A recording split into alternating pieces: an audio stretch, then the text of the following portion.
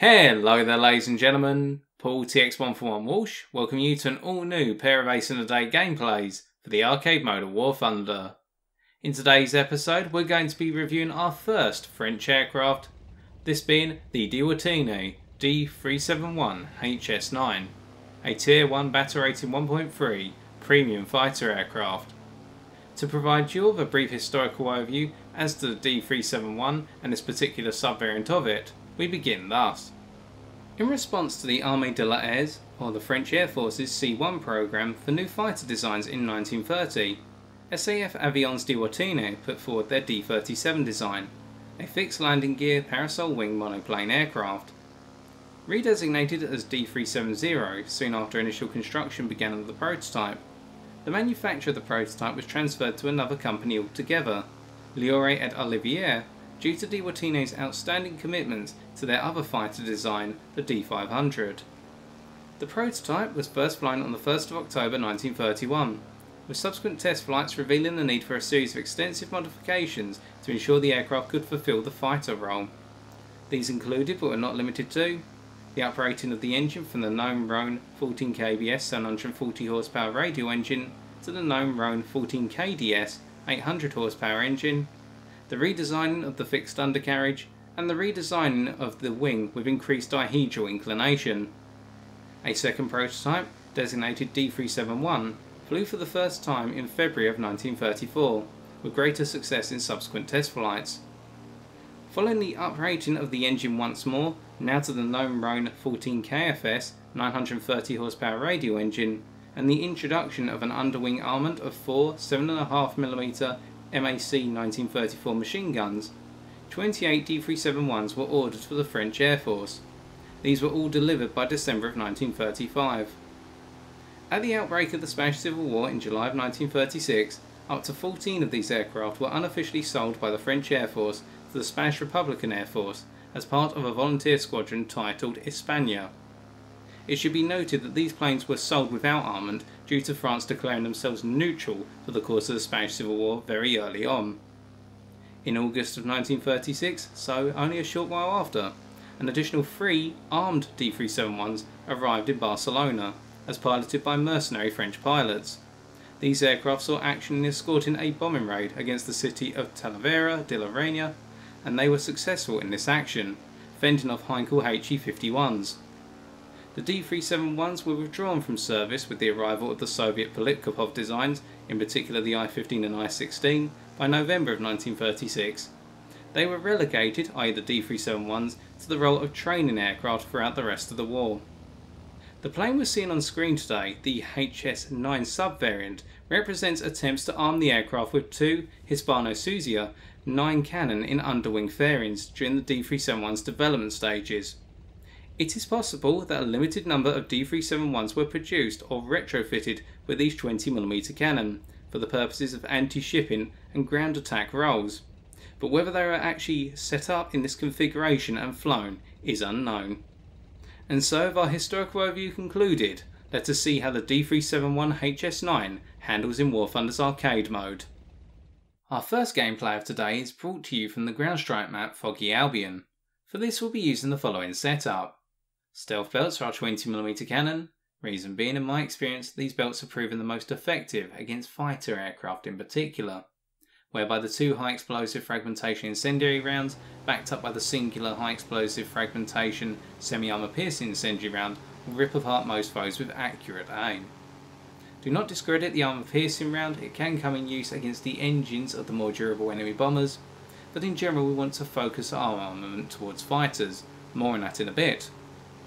Our gun convergence is set to 400 meters because, as we can see, our cannon are not mounted exactly on the centre line and therefore are convergence reliant. A 400 meter gun convergence affords us the flexibility to enact boom and zoom passes as well as some close distance turn fighting. And as for our fuel load, we're using a 30-minute fuel load to ensure we can make it to the end of the game unscathed on fuel capacity. Now, as always, we begin our analysis by talking about an aircraft's climb rate. And we can see here that the climb rate of the HS9 is decent and consistent. It is by no means exceptional, whereby we've only just been able to match a Ki-10 Mark II in terms of climb, and we're now going head to head. breaking out of the head-to-head very early on to avoid incoming machine gun fire. Again, more on that later. Unfortunately for us, a friendly D.371 has latched onto the 6 of the Ki-10 and caused them to take a wider turn circle. Meaning that as we come around and the Ki-10 is now going to cut across the front of us, we only need to tap their right hand wing to cut it off and secure our first kill. If it had been a 1 versus 1 and purely a turn fight, it is very likely that the Ki-10 would have reigned supreme, as they do have the superior manoeuvrability and the tighter turn circle by a considerable margin. So we must give credit to our teammate there for forcing the Ki-10 to take a much more extended route. Now as we look for the next target to jump on and we're reloading our cannon, one thing to note about the climb rate of this aircraft, it is consistent in that it will enable you to go from spawn up to an altitude of approximately 4,000 metres through war emergency power management and a 25-degree climb angle. Meaning that when you do get to said altitude, the likes of the Messerschmitt 109Bs that you're going to see at your Battle 8 and tier will only be roughly 400 metres above you. And in turn, that means you'll still be able to compete against them because of the great overall energy regain of this plane in terms of straight line acceleration, with or without war emergency power.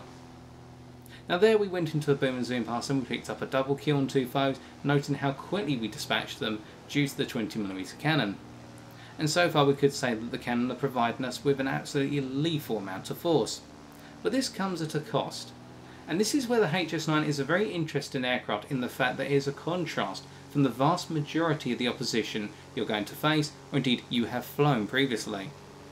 Most biplanes and reserve monoplanes or reserve biplanes are all armed with machine guns and therefore large quantities of ammunition, i.e. 1,000 rounds if not more. Here you have 60 rounds, 30 per cannon. That means you have to make your rounds count, as these cannon fire rather fast. As we dive down here on the BA-65, we can see how we're making our weaponry count. But we had to exhaust 2/3 of our ammunition there to get the target and pick up our 4th kill. So what this means in effect, if you do not manage your ammunition incredibly closely, you'll find that after a single kill you will need to go for a reload, or you'll have such little ammunition left that getting that follow-up kill in a tense situation, particularly in the middle of a furball, or indeed in that extended boom and zoom pass, could prove to be a difficult situation. Or alternatively, you'll be sat in your foe's 6 waiting for your reload, which in our case with our experted crew is 31 seconds. That's a brutal time to have to live with, whereby in 30 seconds a lot can happen on the battlefield. And this is why, in my personal opinion, I've actually found that the 20mm cannon do not make this plane ideal for bomber hunting, as we're going to see against this Hampton Mark 1.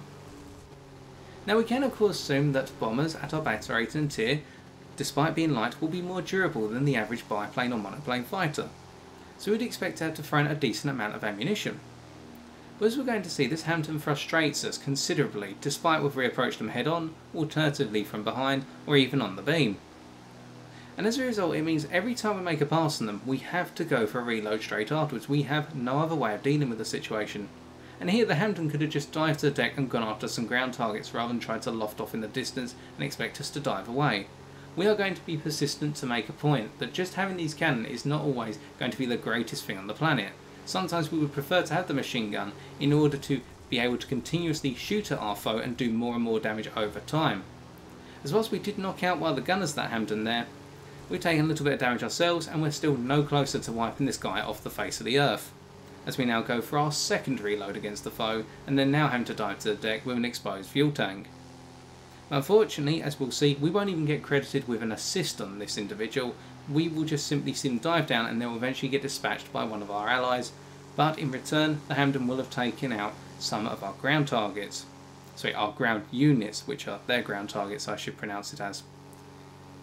So outside of the cannon then, and the difficulty in sometimes using the cannon effectively, one other thing to note is you are flying an aircraft with a considerably light airframe, and you have 2 cannon with considerable amounts of recoil. So if you haven't noticed it already, when we're shooting at our foes we have to try and deal with the recoil, which is why sometimes we're firing off in very short bursts of say 2 or 4 cannon rounds to try and avoid the recoil throwing our ammunition off target. And here we're causing the CR-32 to stall out, and we do not want to go head to head with them due to their armament, the machine guns in the nose. And particularly if our foes are mounted 12.7mm caliber armament, we're going to be in trouble if we go for a head on and they scratch our engine. Because much like the foes who we're dispatching with our 20mm cannon, we ourselves do not have a durable airframe. particularly the engine, which has a tendency to burst into flames or get knocked out instantly upon a single round hitting it, especially from heavy machine gun caliber weaponry, such as the Browning machine guns on the P-36A Hawk, the CR-42's 212.7mm machine guns, and so on. But even the likes of the Heinkel 51's lower caliber machine guns, or the KI-10s, will knock the engine out accordingly in a head-on from some considerable distance, so you really do need to be careful about taking hits. We also find that our control surfaces do not soak up damage well, and they lose a considerable amount of their performance when they are hit, even with light damage. Fortunately, in our case in this gameplay, we've been allowed to get away with it, only taking a scratching shot from the rearward facing most likely 7.7 Browning machine gun of the Hamden. And with that, the game concludes, and let us take a look at the post-game stats.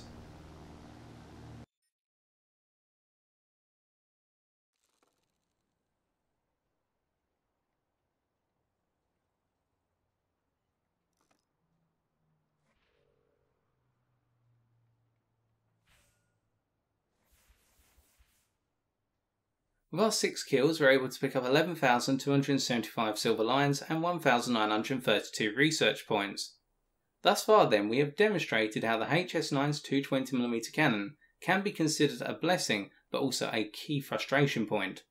As whilst you do have a devastating amount of firepower to bring to bear, especially against your lightly armoured fighter opponents, when going up against more durable foes or more evasive foes, you'll typically find that unless you are accurate at your fire and you have to manage your recoil situation, and on top of that your ammo capacity, you will very quickly exhaust your ammunition and as a result be sat waiting on a foe and waiting on your reload.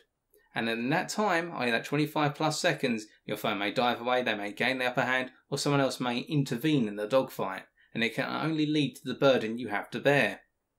This is a key contrast to the more sustained firepower output of the biplanes and monoplanes you'll be facing, where they typically have machine gun armament rather than cannon.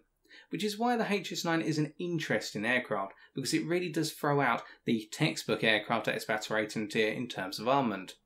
But what we've also seen over the course of the first gameplay is the ability of the HS9 to be versatile, engaging in some limited boom and zoom in a straight line, and on top of that, its rather consistent climb rate, enabling it to get from lower altitudes to high altitudes with no trouble whatsoever. So in our second gameplay, we're going to talk more about the manoeuvrability of the aircraft and in general the key tricks when down at lower altitudes in order to make the most of your firepower, but at the same time your manoeuvrability and being able to manage situations, something this plane is going to teach you about very early on in the game, if you decide to invest in it. Our final gameplay of today is brought to you from the ground strike map Western Europe. Using the same setup as before, as we climb this time we're going to look into limits, starting with altitude limit. The HS9 works very well from ground level up to 4,000 metres altitude in my experience, with an ideal altitude range of 1,000 to 3,000 metres altitude, at which point you'll be at the maximum of your performance. But going above 4,000 metres altitude you will find that your overall controllability and your engine output will gradually drop off. And when you hit 5,250 metres plus, both your engine output and your controllability suffer considerably, at which point this plane will be difficult to control in the skies and your acceleration, even with war emergency power, will be very slow. Now once you hit your stall, whether in this situation or at a low altitude situation, your stall speed being 107 km an hour, what you have to consider is, whilst this is akin to a biplane level stall speed, if not just a little bit higher, you do not have biplane stall recovery characteristics. You will need to let this plane go nose down and build its speed up to 180 km an hour before you try to engage in any more manoeuvres. Failure to do that and you'll find, especially if you try to make a flat turn on the rudder, this plane will most likely go into a spin and cause you to drop even more altitude than what you were expecting, leading to some difficult situations, let's say, in the middle of a close range dogfight, especially if you and your opponent are both stalled out on one another. In the dive, as we saw there, you can build up quite a bit of speed over short distances, whereby your dive speed acceleration is okay from lower speeds such as 250 km an hour to moderate speeds of 450 km an hour. But once you hit 500 km an hour in the dive, your acceleration drops off to a negligible rate, whereby to get to your maximal dive speed of 677 km an hour, you are going to need a lot of time and a lot of altitude to do so, meaning that you're going to waste altitude and waste potential energy to get to your maximal dive speed. And that's why you'll note over the course of the two gameplays today, All of our boom and zoom passes have been over short distances where we're not having to hit maximal dive speed or try to get close to it, so that way we're not exhausting our altitude potential. Now, having knocked out the D500 there, we break away from a potential furball behind us, because one of the limitations of the HS9, much like the majority of its opposition, is that it's not a fast aircraft. It has decent straight line acceleration from its stall speed up to 325 km/h on its engine power alone, and you can make this acceleration rather exceptional when you combine in more emergency power, albeit just to a limit of 350 km/h, at which point your acceleration slopes off dramatically.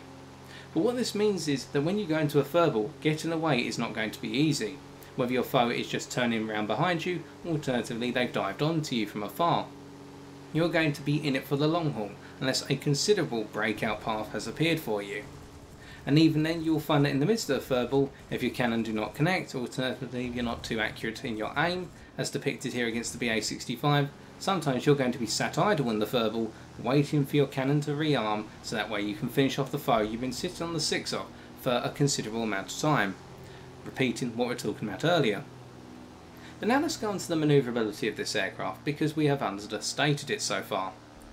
The turn circle of the HS9 is brilliant, and it is on par with anything you are going to face in terms of monoplanes, and will even give some of the biplanes a run for their money. You'll be able to easily turn with the likes of the KI-27 and the I-16, and when you throw in the rest of your control surfaces, you'll find that you've got the manoeuvrability where you can outfox some biplanes such as I-15s and Heinkel 51s. Whereby your weakest control surface is your rudder. It has a very strong initial input that then becomes sluggish afterwards, meaning that flat rudder turns take a very long period of time and should be avoided at all costs. Meanwhile, your other two control surfaces, are your ailerons and your elevator, are extremely powerful, as we'll show here as we go head to head with the G50, going past them and then cutting over the top of them and trying to force them to stall out, making it very difficult for them to get a clean shot on us from the outset. And here we can see how our elevator and roll rate allow us to make very slight adjustments just to avoid being in the perfect position to be hit by the G50. We're cutting over the top of them, but as they stall out they can never get the shot on us, they run out of energy, and then we use our rudder to gradually come around in a hammerhead and finish them off. That is because our elevator is extremely powerful and enables us to conduct loops akin to the likes of the P-36A Hawk, if not slightly tighter. And on top of that, our roll rate is on the level of a biplane such as the I-15, meaning that we can change direction on the fly considerably quickly. All this comes at the cost, however, of only being accessible at lower speeds, i.e. below 300 km/h, particularly in the case of your roll rate, which locks up by 25% once you go from 300 to 400 km/h. But it's not too much of a problem, you still have a good chunk of your roll rate left.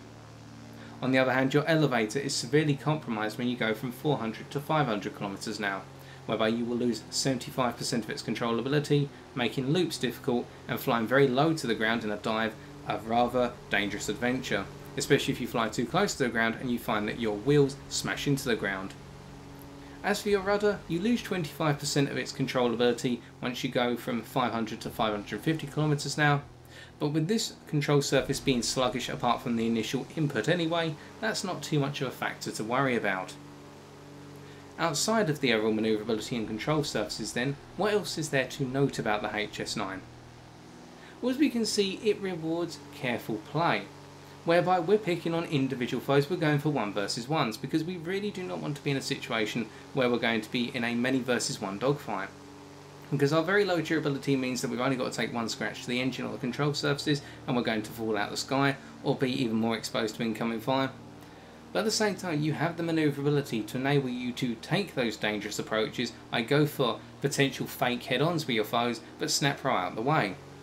And in turn, with a bit of temperance, a bit of patience, you'll find that you can use your cannon effectively against foes, albeit here we can see how we didn't even hit the D.373. We grazed them slightly, but that could be a little bit of a frustration point as we now pursue them and realise that diving after them is going to be futile because they're pretty much the same aircraft as us. So you'll learn to become humble in the HS9, or at least in my opinion, whereby you'll realise that not every fight can be won just by bringing sheer firepower alone. You're going to need to use your aircraft's strengths in other departments, such as manoeuvrability, to outwit and outfox your opponents. As we here come around again on the D.373, whilst in the midst of a reload, but we want them to be convinced they can go toe to toe with us and we're stuck in the middle of a reload. though we're not sure here whether they witnessed us in the first place, as we now come around above them, in the midst of the cloud. Swinging around here, we can see that we need to provide ourselves with a drop on the target, and we do scratch their left hand wing very nicely. And we're now cutting over, essentially going to the split S to try and get the kill shot. We achieve it, and that's our ace. But at the same time, it also encourages planning, thinking ahead. When you're in a turn fight, you're not always thinking ahead, you're thinking on the spur of the moment, what can I do to outwit my foe? Well, you may be trying to predict their next move. But here, when we go into our boom and zoom pass, we're predicting the flight path of our foe, getting ready to adjust for any adjustments in flight path. Picking up a double kill there, picking off the P36A and then the D.373. We now just carry our momentum through, looking towards the Junkers 87 or the D.501.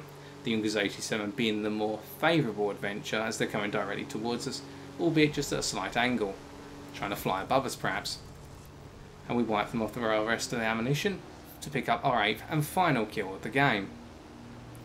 And I believe with that, that's this game concluded, and it's time for us to take a look at another set of post-game stats.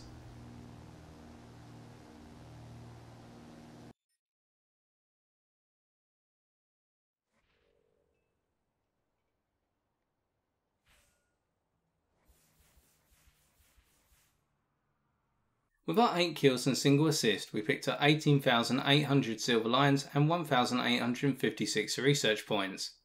To defeat the HS9 in a given matchup, I can recommend one or two approaches. The first, if you're flying a biplane such as the I-153 or the KI-10, is to turn fight with this aircraft and ensure the speed of the engagement drops below 225 km/h over time. As you go to lower speeds, you move the HS9 out of its ideal speed manoeuvrability threshold of 225 to 300 km/h and more towards its unstable region below 175 km/h, at which point exaggerated manoeuvres such as quick shifts on the rudder become a problem for the HS9 and cause it to potentially go into spins, whereas you'll keep your stability and be able to shoot it out the sky. The alternative approach, if you are flying a monoplane with a superior top speed but nowhere near as good manoeuvrability, such as the Messerschmitt 19B or the P36A Hawk, is to boom and zoom against the HS9. Come in fast, hit it hard and then fly off into the distance, as you'll always have the superior speed to outrun the HS9, and if you're striking from above, you'll have the energy to climb away from it as it tries to pursue you, as long as you're a little bit evasive to avoid the return fire from the lethal 20mm cannon. But by avoiding said circumstances today in our own HS9, hopefully we have demonstrated it is a very interesting low battle rating monoplane, whereby it is unique in the fact it brings 20mm cannon to the table, whereas the majority of its battle rating contemporaries bring machine guns. And whilst the cannon are very powerful, they have a number of key downsides, and combine to that the standard manoeuvrability of a low speed monoplane, and really you do find yourself experiencing what I personally would coin the cannon conundrum. And so I've been TX141, and if you have enjoyed this video, why not leave a like, comment or subscribe for future War Thunder videos on my channel. But until next time, ladies and gentlemen, take care and good luck in the skies.